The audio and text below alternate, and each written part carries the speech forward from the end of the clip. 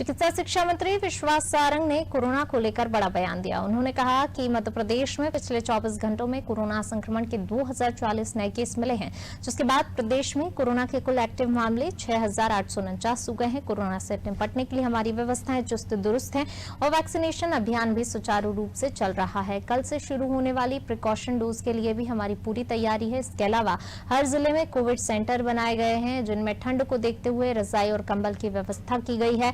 मुआवजे पर सारंग ने कहा कि हमारी सरकार के स्पष्ट निर्देश हैं कि प्राकृतिक आपदा में किसानों को नुकसान होता है तो उन्हें मुआवजा मिले, इसलिए अधिकारियों को भी फील्ड में जाकर सर्वे करने के निर्देश हैं और जल्द ही मुआवजा देने की प्रक्रिया शुरू करने को कहा है। पिछले 24 घंटे में मध्य प्रदेश में 2040 केस आए हैं। अब टोटल मिलाकर मध्य प्रदेश में 6849 एक्टिव केस हैं।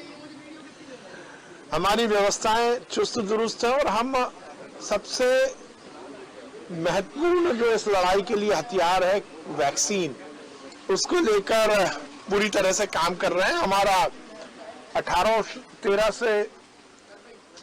15 से लेकर 18 तक के जो वैक्सीनेशन का जो अभियान है वो बहुत सुचारू रूप से चल रहा है। कल से जो माननीय प्रधानमंत्री जी ने प्रिकॉशन डोज की बात की है, उसकी भी हमारी तैयारी चुस्त दुरुस्त है। हमने सभी जो हमारे इस प्रिकॉशन डोज की श्रेणी के एलिजिबल हितग्राही हैं, उन सब की लिस्टिंग कर ली है। हेल्थ वर्कर, फ्रंटलाइन वॉरियर, इन सब की लिस्ट को हमने रिकंसाइल कर लिया है।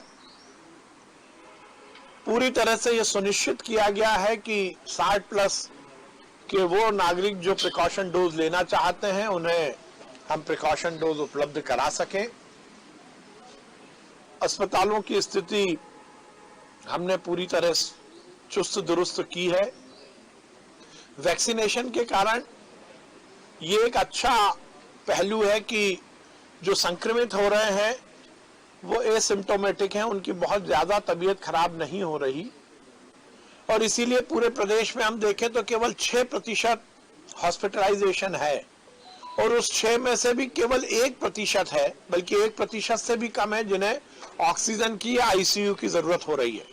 बाकी लोग केवल प्रिकॉशन के कारण अस्पताल में भर्ती है। इसलिए हमारा सबसे आग्रह यही है कि सबसे महत्वपूर्ण है कि हम टेस्टिंग कराएं। जैसे ही सिम्टम हो या हमारी तबीयत जरा भी खराब होती है, हम तत्काल प्रभाव से टेस्ट कराएं और यदि पॉजिटिव आते हैं और घर में यदि अलग कमरा है, अलग टॉयलेट है, तो घर में आइसोलेट रहें, तबीयत ठीक है तो।